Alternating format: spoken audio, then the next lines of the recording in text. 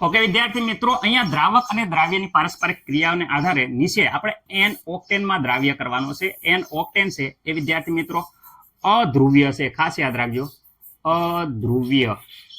Okay, અધ્રુવ્ય છે, એમાં દ્રાવ્યતાનો સડતા ક્રમ ભોગવો થવાનો. n ઓક્ટેન અધ્રુવ્ય છે, તો અધ્રુવ્ય હોય એ સામાન્ય રીતે સંપૂર્ણ રીતે સૌથી વધારે પ્રમાણમાં દ્રાવ્ય થશે. તો દ્રાવ્યનો સડતો ક્રમ ગોઠવવાનો હોય તો સૌ પ્રથમ જો સાયક્લોહેક્ઝેન, તો સાયક્લોહેક્ઝેન અધ્રુવ્ય છે, એટલે અહીંયા જોઈ શકો છો સાયક્લોહેક્ઝેન n ઓક્ટેન એ બંને અધ્રુવ્ય છે. તેથી બંને ગમે એટલા પ્રમાણમાં સંપૂર્ણ રીતે મિક્સ થઈ જાય, કોઈ પણ પ્રમાણમાં લ્યો સંપૂર્ણપણે મિક્સ થઈ જાય, એટલે જોઈ શકો છો સાયક્લોહેક્ઝેન એ સૌથી વધારે આવશે. રેડી. હવે બીજો હાવ નથી ઓગળતો, આ તો સંપૂર્ણ મિક્સ થાય. હાવ ન ઓગળે એવો KCl છે, કારણ કે KCl એ આયોનિક છે.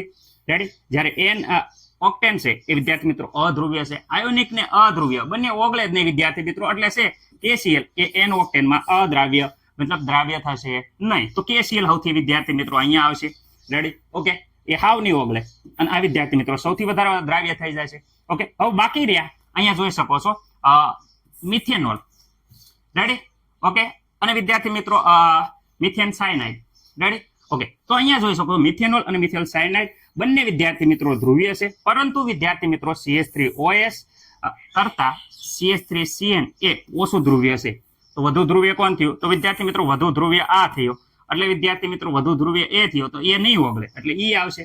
પછી એના પછી તો એ CH3CN આવશે. રેડી. અને સાયક્લોહેક્ઝેન આવશે. તો વિદ્યાર્થી મિત્રો ખાસ યાદ રાખજો, આ તો આયોનિક જે હાવ નો ઓગળે, અને આ તો અધ્રુવ્ય એટલે ઓગળી જાય, અધ્રુવ્ય એટલે ઓગળી જશે. અને આ બીજા બધા હતા એ ધ્રુવ્ય હતા, ધ્રુવીય, અને આ પણ હતો ધ્રુવીય. રેડી. આ વધુ ધ્રુવ્ય હતો અને આ વિદ્યાર્થી મિત્રો ઓછો હતો.